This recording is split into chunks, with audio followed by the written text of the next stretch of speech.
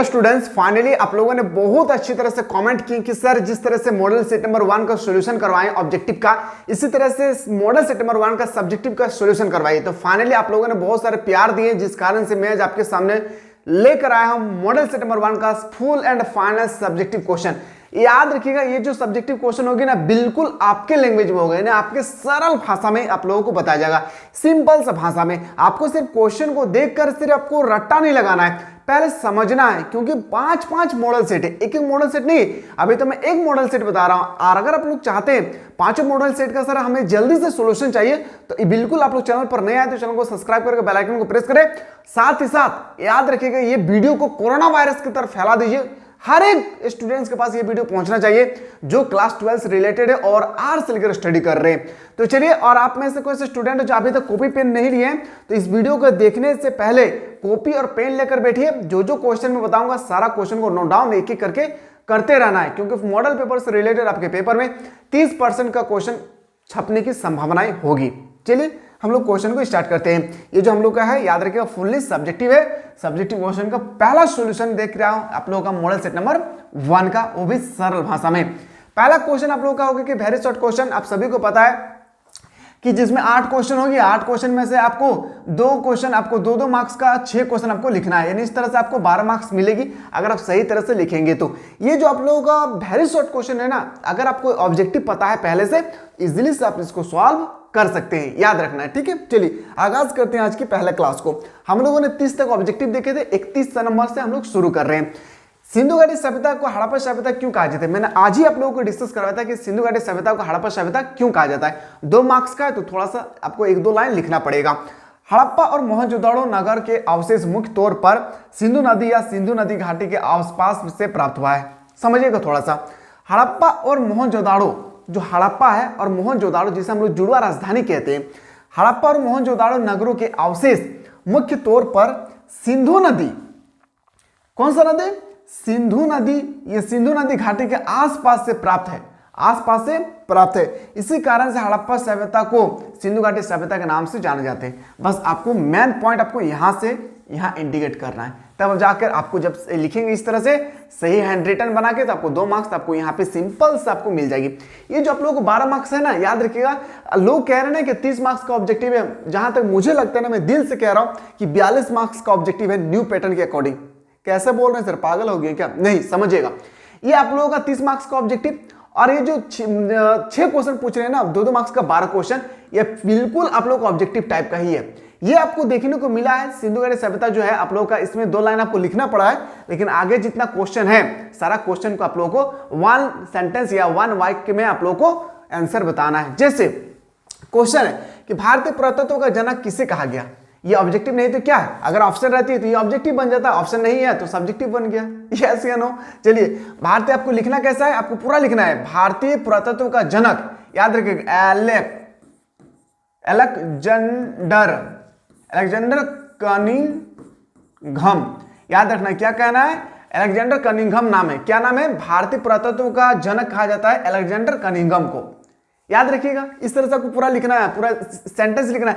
सिर्फ Alexander Cunningham लिखेंगे ना तो याद रखिएगा क्रॉस कर देगा बाबू, ध्यान से समझना है। भारतीय पुरातत्व का जनक अलेक्जेंडर कनिंघम को कहा जाता है, बस हो गया सिंपल सा। अगला क्वेश्चन पे आते हैं, अशोक के अभिलेख को सर्वप्रथम किसने पढ़ा, तो आंसर लिखना है अशोक के अभिलेख को सर्वप्रथम किसने पढ़ा, ये आपसे पूछ रहे हैं, तो याद रखिएगा जेम्स, किसने पढ़ा था, जेम्स प्रिंसेप ने, याद रखना किसने पढ़ा था, जेम्स प्रिंसेप ने पढ़ा था। आपको पूरा लिखना है अशोक के अभिलेख को सर्वप्रथम जेम्स प्रिंसेप ने पढ़ा था। और वीडियो देखने के बाद अगर दिल से अच्छा लगे तो लाइक करना ना भूले, क्योंकि ये वीडियो शूट हो रहा है रात 2:30 में, याद रखिएगा। 2:30 बजे आप लोगों को क्लास ले रहे, जिस समय आप लोग का एक नींद हो गया होगा उस समय क्लास चल रहा है 2:30 बजे। अगर दिल से अगर आप लोग चाहते हैं ना कि सर क्लास हम लोग को अच्छा लगा तो लाइक करना ना भूले, लाइक करें ना करें, लेकिन आप लोग कोरोना वायरस की तरफ फैला दीजिए, क्योंकि मैं जितना मेहनत कर रहा हूं ना मेरे प्यारे, हमें जहां तक लगता है कि इस प्लेटफॉर्म पे अभी तक कोई नहीं कर रहा होगा, क्योंकि मेरा मकसद है कि झारखंड को एक ऐसा दिशा पे ले जाना है जहां पे आदमी चाह करके भी ना अपने बच्चों को पढ़ाने के लिए छोड़ नहीं सकता है।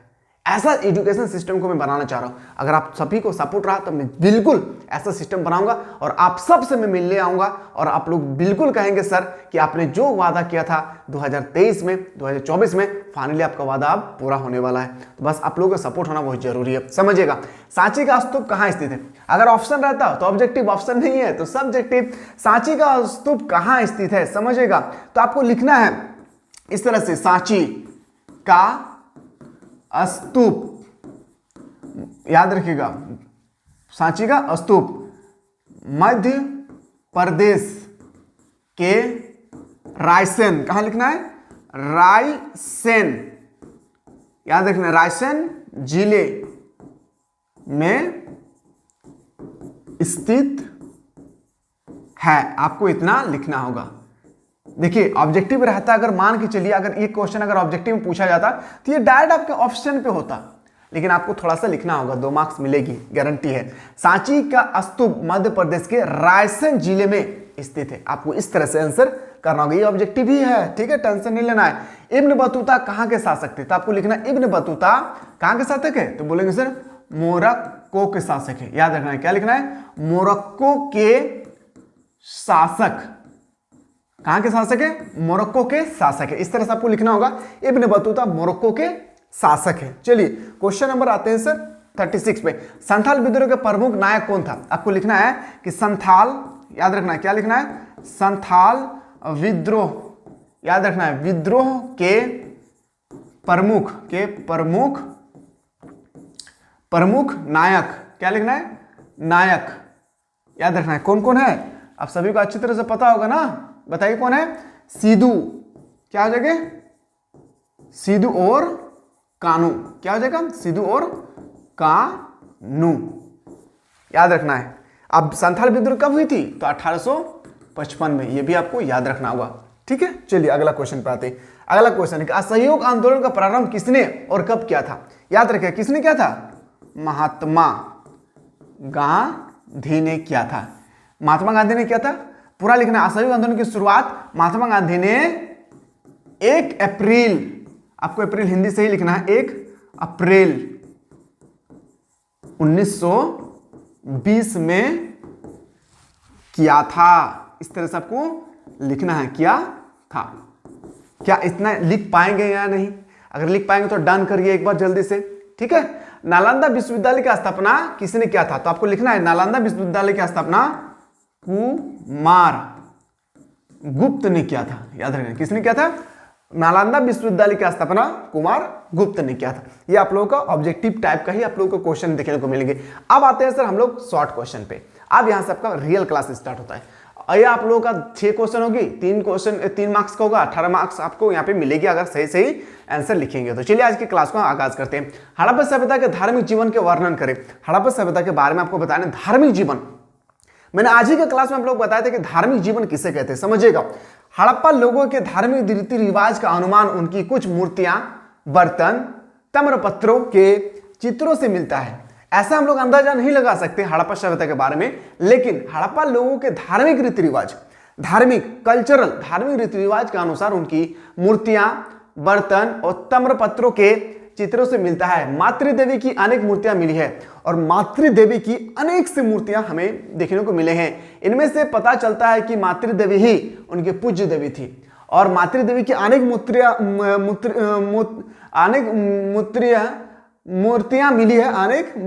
मिली है। इससे पता चलता है कि मातृदेवी ही उनकी पूज्य देवी थी।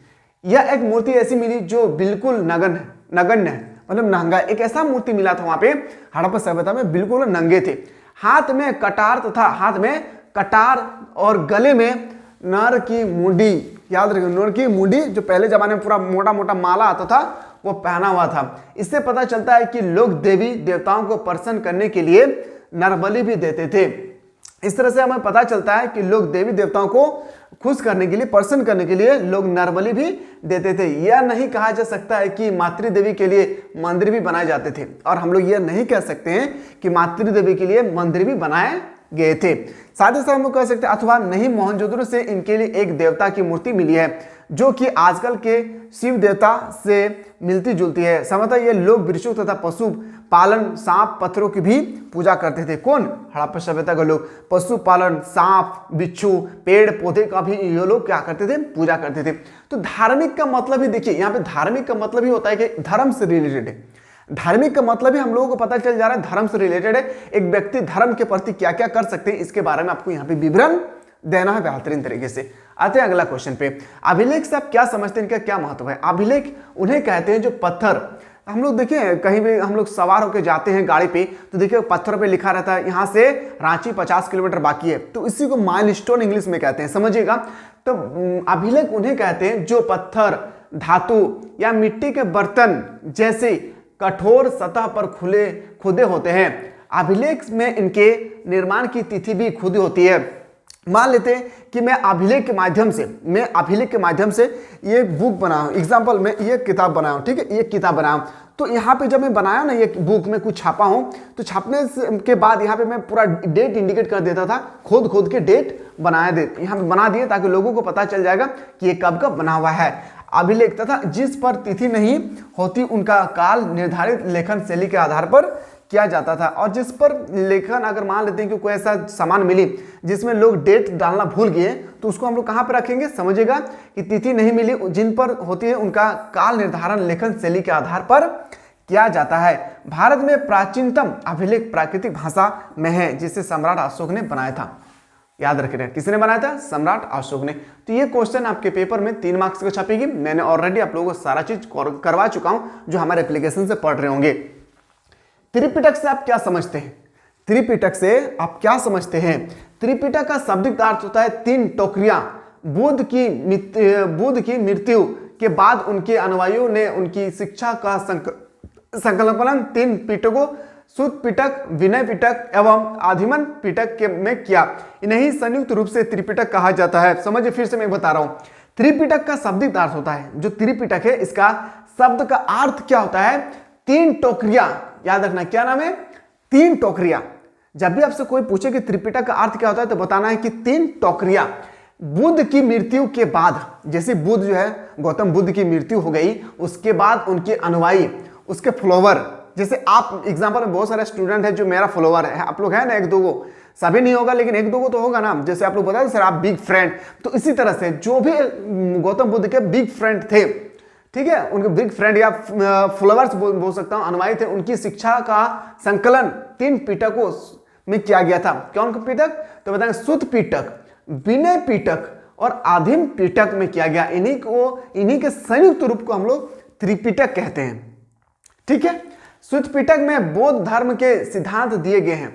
जो सुत्त पिटक है बौद्ध धर्म के सिद्धांत को बेहतरीन तरीके से बताए गए हैं। विनय पिटक में बौद्ध धर्म के आचरण विचरण, देखिए ये आप लिखेंगे तो अच्छी है, नहीं लिखेंगे तो ऐसा नहीं कि आपका मार्क्स कट जाएगा, लेकिन लिख देंगे एग्जाम में तो अच्छी लगेगी देखने में कि इसका मीनिंग क्या है, सुत्त पिटक का मीनिंग क्या है, उसके बाद आप लोग का विनय पिटक का मीनिंग क्या है, उसके बाद आप लोग का आदिम पिटक का मीनिंग क्या है, कुछ तो पता चलेगा ना एग्जामिनर को। हाँ, कि स्टूडेंट अपने मन से लिखा होगा। सुत्त पिटक में बौद्ध धर्म के सिद्धांत दिए गए हैं। विनय पिटक में बौद्ध धर्म के आचार विचार एवं नियम मिलते हैं। आदिमय पिटक में बौद्ध के दर्शन मिलते हैं। और आदिमय पिटक जो है इसमें बौद्ध के दर्शन के बारे में बताया जाता है। यह है आप लोगों का सुत्त पिटक। अल-बिरूनी पर एक संक्षिप्त टिप्पणी लिखी। चलिए अल-बिरूनी के बारे में देख लेते हैं। एक्चुअली अल-बिरूनी इतना फेमस क्यों है हमारे भारत में, चलिए देखते हैं अल-बिरूनी के बारे में। अल-बिरूनी का जन्म, सबसे पहले हम लोग बात करते हैं अल-बिरूनी का जन्म 4 दिसंबर 973 ईस्वी का उज्बेकिस्तान के एक शहर ख्वारिज़्म में हुआ था। याद रखना है आपको, कहां पे हुआ था? उज्बेकिस्तान के ख्वारिज़्म जिले में हुआ था। वे विद्वान थे जिन्हें अरबी, फारसी, संस्कृति इत्यादि भाषा का ज्ञान था। इसके अलावा उनके और एक भाषा का ज्ञान था, याद रखिएगा, ठीक है। वो कौन भाषा? यूनानी भाषा था। अरबी, फारसी, संस्कृति इत्यादि भाषा का ज्ञान था। किनको? जल्दी से बताइए किनको? तो बताएंगे सर अल-बिरूनी को ज्ञान का भाषा था, ज्ञान था। कौन कौन भाषा का? एक बार फिर से बोल रहा, अल-बिरूनी का जन्म 4 दिसंबर 973 ईस्वी का उज्बेकिस्तान के एक शहर ख्वारिज़्म में हुआ था। वे विद्वान थे जिन्हें अरबी, फारसी, संस्कृति इत्यादि भाषा का ज्ञान था। जब 1017 ईस्वी को महमूद गजनवी ने ख्वारिज़्म पर क्या किया? आक्रमण किया, तो वह अपने साथ कई विद्वानों को वहां से अफगानिस्तान ले गए। जब 1017 ईस्वी में मोहम्मद गजनवी ने ख्वारिज़्म पर हमला किया, जहां पे इनकी जन्म हुई थी, वहां पे जैसे हमला किया, आक्रमण किया, तो वह अपने साथ अल-बिरूनी ने अपने साथ कई विद्वानों को अफगानिस्तान लेकर चले गए। जब गजनवी भारत आक्रमण किए तो अपने साथ अल-बिरूनी को भी भारत लाए, और जब मोहम्मद गजनवी ने भारत पे जब आक्रमण किए उस समय मोहम्मद गजनवी ने जो अल-बिरूनी को भी भारत लेकर आए। यह भारत में 1024 से लेकर 1030 तक रहे और इन्हें एक पुस्तक लिखी जिसका नाम है किताबुल हिंद। याद रखा है, कई बार क्वेश्चन एग्जाम पूछा गया कि किताबुल हिंद के रचनाकार कौन है, तो बताएंगे, याद रखिए कौन, अल-बिरूनी, जिसका अर्थ होता है भारत की खोज, जिसका अर्थ होता है किताबुल हिंद की अगर अर्थ इसकी मीनिंग निकाला जाए तो इसका अर्थ होता है भारत के खोज। इस किताब में उन्हें भारत की संस्कृति, तालाब, यहाँ की स्त्रियों के बारे में लिखा। इनकी मृत्यु 1048 ईस्वी को 75 वर्ष की उम्र में हो गई थी, और इसका उम्र जो है ना जैसे 75 साल हुई और इनकी डेथ हो गई 1048 में। ठीक है, अब आते हैं सर इनकी कुछ परिचय और देख लेते हैं, इसके और क्या क्या परिचय हैं। इनका जन्म उज्बेकिस्तान आधुनिक नाम के ख्वारिज़्म में सन 973 ईस्वी में हुआ था। ख्वारिज़्म शिक्षा का महत्वपूर्ण केंद्र था जहां से अल-बिरूनी ने अच्छी शिक्षा प्राप्त की थी। वह अपने समय के विद्वान माने जाते थे। वो एक जब कहा जाता है ना बोलबाला, अपने आप का वर्चस्व, दबदबा, एक समय था जब इन्हीं का बोलबाला चलता था। अल-बिरूनी यूनानी भाषा छोड़कर फारसी, सीरिया संस्कृति, इब्रू भाषा को भी जानते थे। अगले कि अल-बिरूनी दार्शनिक पैलेटो के कायरों से तथा विचारों से परिचित थे। इस तरह से आपको पूरा लिखना होगा अल-बिरूनी के बारे में, तभी जाकर आपको फुल मार्क्स मिलेगी, तभी जाके आपको मिलेगा मार्क्स, अन्यथा आपको मार्क्स नहीं मिलेगी। सगुण भक्ति और निर्गुण भक्ति किसे कहते हैं? सबसे पहले मैं आपको बता रहा हूं यहाँ पे सगुण भक्ति। सगुण भक्ति किसे कहते हैं थोड़ा सा समझिएगा। सगुण भक्ति यहाँ से, निर्गुण भक्ति यहाँ पे मैं बता रहा हूं, समझिए। वे लोग जो मूर्ति की पूजा क्या करते थे, 1 मिनट समझिएगा, कॉपी पेन लेकर बैठे तो लिख लीजिएगा। याद रखिएगा, मॉडल पेपर से क्वेश्चन टपकेगा फाइनल में, सिर्फ चेहरा देखने से नहीं होगा, सारा चीज लिखना है, लेकिन समझना है पहले। वे लोग जो मूर्ति पूजा करते थे उन्हें उसे ही अपना भगवान मानते थे। कुछ लोग एक जमाने में था जो सिर्फ मूर्ति पूजा करते थे और उन्हीं को, मूर्ति को ही वो भगवान मानते थे, उसे ही सगुण परंपरा कहा जाता, उसी को हम लोग सगुण कहते थे। ठीक, निर्गुण के बारे में आते थे, यह लोग मूर्ति बनाकर उनका पूजा करते थे। और जो सगुण होते थे, कौन सगुण जो होते थे, यह मूर्ति बनाकर उनकी पूजा करते थे और खुद को कहते थे कि यही हमारा भगवान है। अगर मैं बात करूं निर्गुण का, समझिए, ऐसे लोग जो मूर्ति पूजा का बहिष्कार किया। सगुण में मूर्ति पूजा करते थे और उन्हीं को भगवान मानते थे, लेकिन निर्गुण में, निर्गुण भक्ति में क्या होता था, निर्गुण लोग जो थे वो मूर्ति पूजा का बिल्कुल बहिष्कार किया कि बिल्कुल कहा मूर्ति पूजा वगैरह सही नहीं है, और कहा कि ईश्वर का कोई आकार नहीं होता है। बिल्कुल सही बात है। और कहा उन्होंने कि ईश्वर का आकार नहीं होता है, ना हम लोग ईश्वर को देख सकते हैं, वह निराकार है। और वह क्या है, बिल्कुल निराकार है, ना उसको कोई देख सकता है, ना उसको कभी महसूस कर सकते हैं। आगे लोग कहते हैं कि ऐसे लोगों को हम लोग निर्गुण कहा जाता है। सगुण किसे कहते हैं? ऐसे लोग जो मूर्ति पूजा करते थे और मूर्ति को ही अपना भगवान मानते थे, उसको हम लोग सगुण कहते थे। ऐसे लोग जो मूर्ति पूजा का बहिष्कार करते थे और कहा गया कि ईश्वर का कोई आकार नहीं, और कहते थे ईश्वर का कोई आकार नहीं है, यह निराकार है, इसी को हम लोग बोलते हैं निर्गुण। अब सगुण और निर्गुण में आपको बेहतरीन तरीके से डिफरेंट क्रिएट हो गया, डिफरेंट समझ में आ गया होगा, इजिली से आपको लिख लेना है कॉपी पे। गोपुरम से आप क्या समझते हैं, इसका आंसर बाद में करेंगे। 1857 की क्रांति के तत्कालीन कारण, ये क्वेश्चन तो आएगा ही आपके पेपर में, याद रखना है, ये क्वेश्चन तो 100% आपके पेपर में छपेगी। राजनीतिक कारण, आर्थिक कारण, धार्मिक कारण, सैनिक कारण आएगा कॉपी पे, लिख के रख ले मेरे शेर नहीं हो, लिख के रख ले, याद रखना है, ठीक है। और मैं जितना मेहनत कर रहा हूं ना, इसका 50% मेहनत कीजिए आप। मैं जितना मेहनत कर रहा हूं, अभी शूट हो रहा था 2:30 पे, आप सोचिए इस समय 2:30 में इंसान कितनी गहराई नींद पर सोया होगा, एक बार आप लोग सोचते होंगे।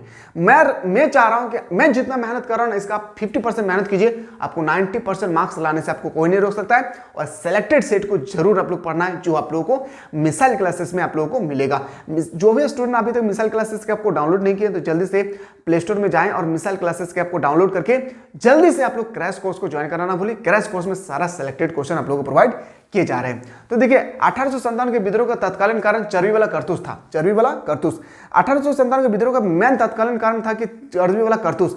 चर्बी वाला कारतूस का मतलब होता है कि गन पे, बंदूक पे सबसे पहले क्या करते थे कि जो अंग्रेज लोग थे ना, वहां पे जो भारतीय मिलिट्री, जो भारतीय सैनिक को दिए जाते थे, वो बंदूक पर सुअर और गाय का चर्बी को लेप दिए जाते थे और भारतीय मिलिट्री से कहते थे, भारतीय सैनिकों से कहते थे कि अगर आप इसको दांत से हटाएंगे तभी जाकर इसका प्रयोग में ला सकते हैं। तो काफी लोगों में असंतोष जना। सबसे पहला कौन था ये भी देखेंगे। 1857 के विद्रोह का तत्कालीन कारण चर्बी वाला कारतूस थे। इन्हें प्रयोग करने से पहले चर्बी को दांत से छीलना पड़ता था और यह गाय और सुअर की चर्बी का प्रयोग करके बनाया गया था। यह कार्य हिंदू और मुसलमान दोनों के लिए आपत्तिजनक था। बिल्कुल सही बात है, कोई भी धर्म के लिए आपत्तिजनक ही होगा मेरे भाई। आप हमारे देश पे आके गुलाम कर रहे थे, सही है, लेकिन मिलिट्री के साथ ऐसा नहीं करना चाहिए, खास करके सैनिकों के साथ। सैनिकों ने इस कारतूस का प्रयोग करने से साफ मना कर दिया और विद्रोह पर उतर आया और कहा कि मैं बिल्कुल इसका प्रयोग नहीं करूंगा, चाहे आप कुछ भी कर दीजिए। इसलिए याद रखिएगा, डेट याद रखना भूलना नहीं है, 10 मई 1857 को कहां से, मेरठ से, याद रखिएगा मेरठ से जो है क्या हुई थी, आंदोलन करना शुरू कर दिया था। ये हम लोगों का तत्कालीन कारण है। चलिए अगला क्वेश्चन पे आते हैं। अब आपका आते हैं सर लॉन्ग क्वेश्चन, जो बहुत इंपॉर्टेंट है, जिसमें से 4 क्वेश्चन दिए जाएंगे, जिसमें से आपको 2 क्वेश्चन का आंसर करना है, 5 गुनी 2, यानी कुल मिला के आपको 10 मार्क्स यहाँ पे आपको मिलेगी अगर आप सही लिखेंगे तो।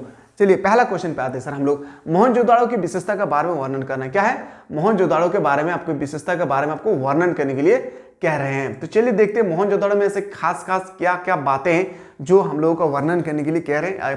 पेपर में ये आप लोगों का 5 मार्क्स का ये क्वेश्चन छपेगी, समझिएगा। इसको लिख लेना है कॉपी पे, पेड कोर्स वाले, यूट्यूब वाले, सारा चीज आपको लिख लेना है। और आप लोग तो मैं ऑलरेडी पढ़ा चुका हूं पहला चैप्टर में, फिर भी आप लोगों को देख लेना है, एक बार सुन लेना है।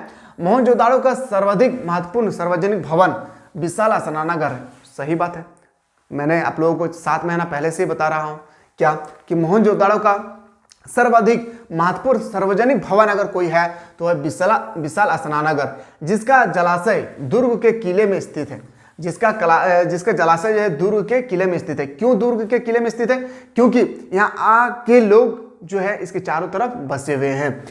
उत्तम कोटि की पक्की ईंटों से बना विशाल स्नानागार स्थापत्य कला का सुंदर उदाहरण है और ये आज भी आप जाएंगे तो आपको मोहनजोदाड़ो में ये देखने को मिलेंगे। लोग जो धार्मिक अवसर पर इसका प्रयोग करते थे, जहां पे उत्तर से दक्षिण की ओर सीढ़ियां बनाई जाती थी।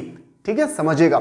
यहाँ पे मैं फिर से एक बार रिपीट कर रहा हूं, यहाँ पे समझिएगा। उत्तर कोटि की पक्की ईंटों से, उत्तम कोटि की पक्की ईंटों से बना विशाल स्नानागार स्थापत्य कला का सुंदर उदाहरण है। यह जलाशय 12 मीटर लंबा, 7 मीटर चौड़ा और लगभग 3 मीटर गहरा है। क्या क्या बोल रहा है, 12 मीटर लंबा, 7 मीटर चौड़ा और 3 मीटर लगभग क्या है, गहरा है। इसके दोनों किनारों पर अर्थात इसके उत्तरी से दक्षिण भाग में, इसके उत्तर से दक्षिण भाग में नीचे जाने के लिए सीढ़ियां बनी हुई है। नीचे जाने के लिए क्या बनी हुई है, सीढ़ियां बनी हुई है। स्नानागार का फर्श पक्की ईंटों का बना हुआ है और स्नानागार का जो फर्श है, मतलब नीचे है वो बिल्कुल पक्की ईंटों से बना है। अगर पक्की ईंटों नहीं से बनाएंगे ना तो फिर पानी नहीं रहेगा, पानी फिर अंदर सोख लेगी। पक्की ईंटों से बना है। इसके 3 और कमरे बने हुए हैं। इसको तीनों ओर जो है ना कमरा बना हुआ है। क्या है, कमरा बना हुआ है। इसमें से एक में एक बड़ा कुआं था, एक में क्या है, एक बड़ा सा कुआं था। समझिएगा, और इंपॉर्टेंट क्वेश्चन यहाँ पे, एक में क्या था, बड़ा सा कुआं था जिससे जलाशय से पानी आता था। और जो है जब जलाशय का पानी, मोहनजोदड़ो का जो विशाल स्नानागार है, कभी ना कभी पानी सूख जाती थी, तो पानी सूख जाने के कारण एक कुआं खोदा गया था, उस कुआं से पानी को भरा जाता था। आगे लिखता है क्या, समझिएगा। जलाशय का पानी निकालने के लिए एक नाली थी और जलाशय का पानी, जो गंदा पानी है, उसको निकालने के लिए एक जो है नाली बनाया गया था। इसके उत्तर में एक गली के दूसरी तरफ अपेक्षाकृत छोटी संरचना में 8 स्नानागार बनाए हुए थे और इसके अपेक्षा एक छोटे जो है 8 स्नानागार नहाने के लिए, स्नान करने के लिए बनाए गए थे। लेकिन मोहनजोदड़ो को जो विशाल स्नानागार है, ये रोज लोग प्रयोग नहीं करते थे, ये धार्मिक अवसर पे प्रयोग करते थे। आगे लिखा है, यहां समझिए, इस संरचना के अनोखेपन तथा क्षेत्र में कई विशिष्ट संरचनाओं के साथ मिलने से ऐसा प्रतीत होता है कि इसका प्रयोग धार्मिक अनुष्ठानों के समय स्नान के लिए किया जाता होगा, जो आज भी भारतीय जनजीवन का एक आवश्यक अंग है। जो आज भी भारत का एक बड़ा सा नमूना है मोहनजोदड़ो का विशाल स्नानागार। क्या आप लिख पाएंगे या नहीं, एक बार बताइए आप लोग, क्या आप लिख पाएंगे या नहीं अगर ऐसा क्वेश्चन आ जाए आपके पेपर में तो। चलिए अगला क्वेश्चन पे आते हैं। अगला क्वेश्चन है कि मगध साम्राज्य के शक्तिशाली होने का कारण बताइए। बहुत इंपॉर्टेंट क्वेश्चन, मुझे पूरा याद है जब मैं एग्जाम दिया था उस समय ये क्वेश्चन पूछे गए थे और आज भी हमें ये क्वेश्चन पीछा नहीं छूटा है, समझिएगा। और मैं एक बता दूं आप लोगों का, अगर कोई ऐसे स्टूडेंट जो क्रैश कोर्स को ज्वाइन किए हैं तो वहां पे ये क्वेश्चन आप लोगों को नहीं बताया तो टेंशन नहीं लेना, ये क्वेश्चन मैं आप लोगों को बताऊंगा, टेंशन आप लोगों को नहीं लेना है, वो भी सिंपल सा भाषा में बताऊंगा, टेंशन आप लोगों को थोड़ा सा नहीं लेना है। लेकिन समझिएगा मगध साम्राज्य का शक्तिशाली होने का कारण क्या है। 6ठी शताब्दी ईसा पूर्व से 4ठी शताब्दी ईसा पूर्व तक एक प्रमुख शक्ति के रूप में मगध साम्राज्य, मगध महाजनपद, देखिए महाजनपदों की संख्या कितनी थी 16, लेकिन इनमें से सबसे कोई ज्यादा शक्तिशाली था ना वो था मगध। तो मगध का शक्तिशाली होने का निम्नलिखित कारण थे। ऐसा क्या था इन 16 में से जिसमें से 15 से ज्यादा ताकतवर मगध था। चलिए एक एक पॉइंट को समझते हैं हम लोग। पहला पॉइंट को मैं आपको बेहतरीन तरीके से समझाने की कोशिश करूंगा और हमें उम्मीद है कि अगर इस तरह से कर लेते हैं तो आपको रट्टा लगाने की आवश्यकता नहीं होगी, लेकिन कॉपी पे लिखना ना भूले। भौगोलिक स्थिति, एक एक हम लोग पॉइंट पे आते हैं। जब जब आपको लॉन्ग क्वेश्चन की बारी आएगी ना, कोशिश कीजिए आप लोग पॉइंट टू पॉइंट लिखने की। भौगोलिक स्थिति, मगध की दोनों राजधानियां राजगीर और पाटलिपुत्र सामरिक दृष्टि से महत्वपूर्ण स्थान पर स्थित थी। राजगीर 5 पहाड़ी से घिरा हुआ था। आज भी देखिएगा राजगीर आप कभी जाएंगे तो राजगीर में 5 पहाड़ियों से क्या है, बिल्कुल घिरा हुआ एक दुर्ग के समान था। वहीं पाटलिपुत्र गंगा, कंडक और सोन नदी तथा पुनपुन नदी से घिरे होने के कारण एक जल दुर्ग के समान था। कौन कौन नदी से घिरा था, कौन बताइए, कौन, मगध। मगध जो है चारों तरफ से नदी से घिरा हुआ था। एक गंगा नदी था, एक गंडक नदी था, एक सोन नदी था, एक पुनपुन नदी था, चारों तरफ से घिरा हुआ था। और आप सभी को पता है कि कोई भी शहर अगर नदी के किनारे बसी होगी तो काफी ज्यादा फसल को उत्पादन कर सकेंगे और शक्तिशाली भी होगी। लोहे के समृद्ध भंडार, अब यहाँ पे काफी ज्यादा जो है ना लोहा पाया जाता था। क्या पाया जाता था, इसमें काफी ज्यादा जो है लोहा पाया जाता था। मगध के दक्षिणी क्षेत्र आधुनिक झारखंड में लोहे के भंडार होने के कारण लोहे के हथियार एवं उपकरण आसानी से उपलब्ध थे। आसानी से क्या करते थे, उपलब्ध थे। उपजाऊ कृषि, मगध का क्षेत्र कृषि की दृष्टि से काफी उर्वरक था। जो मगध है, समझिएगा, मगध का क्षेत्र कृषि दृष्टि से काफी उर्वरक था। यहाँ के लोग अन्न उत्पादन में आत्मनिर्भर थे। और जो मगध जो क्षेत्र थे ना वो बिल्कुल नदी के किनारे थे और वहां पे फसल उगाने के लिए, जल की सिंचाई के लिए उन्हें कष्ट नहीं होती थी। वो जमकर फसल को उत्पादन करते थे और दूसरे देशों पे जाकर बेचते थे या दूसरे राज्यों में जाके बेचते थे। जलमार्ग से यातायात के साधन, अब क्या हुआ कि कोई भी सामान को हम लोग उत्पादन कर लिए, इसको हम लोग को तो एक्सपोर्ट करना होगा ना, याद रखिएगा। तो गंगा तथा उसकी सहायक नदी के समीप होने के कारण जलमार्ग से यातायात सस्ता एवं आसान था।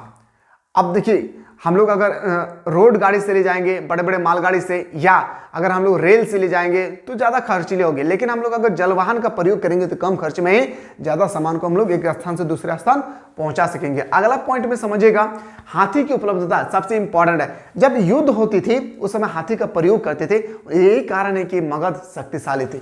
सबसे मेन पॉइंट ये था, और पहला ये था। दूसरा कृषि, वहां पे काफी ज्यादा लोग कृषि करते थे। हाथी की उपलब्धता, इस क्षेत्र के घने जंगलों में हाथी काफी संख्या में पाए जाते थे जिनका युद्ध में काफी महत्व था। हाथी से दलदल स्थान तथा दुर्गों को तोड़ने में काफी सहायक मिलती थी। इस तरह से हाथी का प्रयोग वो युद्ध के क्षेत्र में करते थे। योग्य शासक, मगध के आरंभिक शासक बिंबिसार। योग्य शासक कौन कौन से थे समझिएगा, बहुत इंपॉर्टेंट है। योग्य शासक, मगध के आरंभिक शासक बिंबिसार अजात शत्रु और महाजनपद या महाघनद आदि अत्यधिक योग्य एवं महाकांक्षी थे। इन्हीं नीति के कारण मगध जो है आज भी बहुत ही शक्तिशाली है। अगर आप आज भी देखेंगे तो आज भी आपको वहाँ पे काफ़ी ज़्यादा शक्तिशाली आज भी देखने को मिलेंगे। तो ये आप अगर चाहते हैं आप लोगों का सर हम लोगों को सेट 2 जल्दी से करवा दीजिए, तो आप लोग जल्दी से एक बार कमेंट कीजिए। मैं सेट 2 का टर्म 1 का भी क्वेश्चन लेकर आऊंगा और टर्म 2 का भी लेके क्वेश्चन आऊंगा। अगर क्लास देखने का बाद दिल से अच्छा लगा, अगर हमारे मेहनत पर आप लोग थोड़ा सा भी अच्छा लग रहा हो कि हाँ सर आप मेहनत कर रहे हैं, हम लोग जमकर मेहनत करेंगे, तो एक बार आप लोग कमेंट सेक्शन में कमेंट करना ना भूलें। और चैनल पर नहीं आए तो सब्सक्राइब करिए और अपने दोस्तों को कोशिश कीजिए, विनती करता हूँ झारखंड के कोने कोने तक फैलाएं मेरे लाल, क्योंकि हमारा जो मकसद है जिससे पूरा हो जाए। मिलते हैं ना वीडियो।